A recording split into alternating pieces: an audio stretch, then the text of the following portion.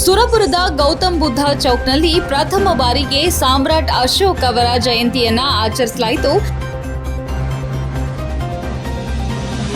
ಕಾರ್ಯಕ್ರಮವನ್ನು ಉದ್ದೇಶಿಸಿ professor ಮಾನು Gurikar sir ಅವರು ಮಾತನಾಡಿ, ಬೌದ್ಧ ಧರ್ಮ ದೇಶ ವಿದೇಶಗಳಲ್ಲಿ ಹರಡಲು ಅಶೋಕನ ಪಾತ್ರ ಮಹತ್ತರವಾದುದು ಎಂದು ಹೇಳಿದರು. ಅಧ್ಯಕ್ಷ ಭಾಷಣ ಮಾಡಿದ ಮಲ್ಲಿಕಾರ್ಜುನ್ ಕ್ರಾಂತಿ, ಕಳಿಂಗ ಯುದ್ಧದಿಂದ ಮನನೊಂದ ಅಶೋಕ ಬುದ್ಧನ ಆದರ್ಶಗಳಿಗೆ ಮನಸೋತು ಬೌದ್ಧ ಧರ್ಮ ಸ್ವೀಕಾರ ಮಾಡಿ ದೇಶ ವಿದೇಶಗಳಿಗೆ ತನ್ನ ಮಕ್ಕಳನ್ನ ಬೌದ್ಧ ಧರ್ಮ ಪ್ರಚಾರಕ್ಕಾಗಿ ಕಳುಹಿಸಿದನು. ಮೂರ್ತಿ ಬೊಮ್ಮನಹಳ್ಳಿ ನಿರೂಪಿಸಿದರು. ಬಸವರಾಜ್ ದೊಡ್ಡಮನಿ ವಂದಿಸಿದರು. ಅಯ್ಯಪ್ಪ ಶಾಂತಪುರ ನಗರಸಭೆ ಅಧ್ಯಕ್ಷರು ಕುಂಬಾರಪೇಟೆ ರವಿ ಬೊಮ್ಮನಹಳ್ಳಿ, ಸಿದ್ದು ಶಿಕ್ಷಕರು ಬೊಮ್ಮನಹಳ್ಳಿ ಹುಲಿಯಪ್ಪ, ಚಿರಂಜೀವಿ ಬಸ್ಸು ಜಂಗಮರಾಳ, ಮಹೇಶ್ ಯಾದಗಿರಿ, ನಿಂಗಣ್ಣ ಯಡ್ನಳ್ಳಿ ಇವರು ಭಾಗವಹಿಸಿದ್ರು. ವರದಿ ಅಬ್ಬಾಸ್ ಅಲಿ ಯಾವೇರಿ, ಉಪಸಂಪಾದಕರು ಹಂಸ ಟಿವಿ.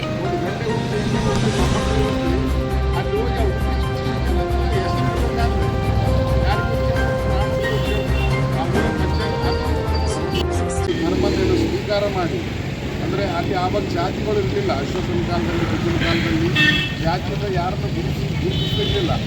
ಆ ಕಾಲದಲ್ಲಿ ಏನದಲ್ಲ, ಇವ್ರ ಟೆಕ್ಸ್ಟ್ ಏನದಲ್ಲ, ಇದು ನಾವು ಕಲಿಬೇಕೀಗ. ಮೂರ್ತಿಯವರಾಗಿರ್ಬೋದು ಅಥವಾ ಇಲ್ಲಿರ್ತಕ್ಕಂಥ ನಮ್ಮ ಅನುಯಾಯಿಗಳೇನದಲ್ಲ, ಅಶೋಕ ಬದುಕಿದ ಕಾಲದಲ್ಲಿ 4 ಟೆಕ್ಸ್ಟ್ಗಳನ್ನು ಬಂದ್ ಮಾಡಿದ್ದಲ್ಲ. ಕೆಲ ಕಾಲ ಏನದಲ್ಲ, ಅವರಪ್ಪ ಬಿಂದುಸಾರ ಒಂದು ಯಾವ ದೇವಾಲಯಗಳು ಇರಲಿಲ್ಲ, ಯಾವ ಗುರುಗಳು ಇರಲಿಲ್ಲ. ಅಶೋಕ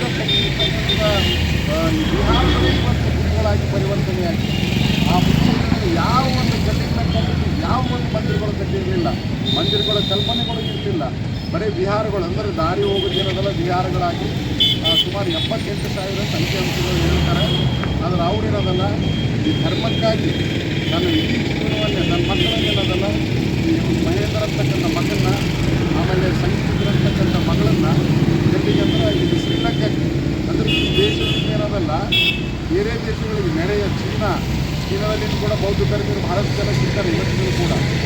ಆಮೇಲೆ ನೇಪಾಳದಲ್ಲಿ, ಬರ್ಮಾದಲ್ಲಿ, ಆಮೇಲೆ ಇದು ಯಾವುದೋ ಟಿಬೇಟ್ನಲ್ಲಿ ಕೂಡ ಏನದಲ್ಲ ಬೌದ್ಧ ಧರ್ಮೀಯರು ಸಿಗ್ತಾರೆ. ಆದರೆ ಅಪಾರ ಅಂದರೆ ಬುದ್ಧ ಕಾಲವಾದ ನಂತರ, ಬುದ್ಧ ಅವರ ನಿಧನ ಹೊಂದಿದ ನಂತರ ಏನದಲ್ಲ, ಬೌದ್ಧ ಧರ್ಮಕ್ಕೆ ಏನದಲ್ಲ ಒಂದು ಕೊಂಡಿಯಾಗಿ ಅಂದರೆ ಉದ್ದಗಲಕ್ಕೂ ದೇಶಕ್ಕೆ ಇಲ್ಲಿ ಮಸ್ಕಿಯಲ್ಲಿನೂ ಕೂಡ ಶಾಸನಗಳು ಸಿಗ್ತವೆ. ಆಮೇಲೆ ಸನ್ನತಿಯಲ್ಲಿನೂ ಕೂಡ ಈ ಕರ್ನಾಟಕಕ್ಕೆ ಕೂಡ ಅವ್ರಿಗೆ ಏನದಲ್ಲ ಸಂಪರ್ಕ ಇದೆ. ಇಲ್ಲಿ ಏನು ಅಪಾರ ಬಂಗಾರ ಸಿಗ್ತದ, ಇಲ್ಲಿ ಅದಿರು ಸಿಗ್ತದ, ಇಲ್ಲಿ ಒಳ್ಳೆಯ ಒಂದು ಏನದಲ್ಲ ಉಪ್ಪು ಸಿಗ್ತದ.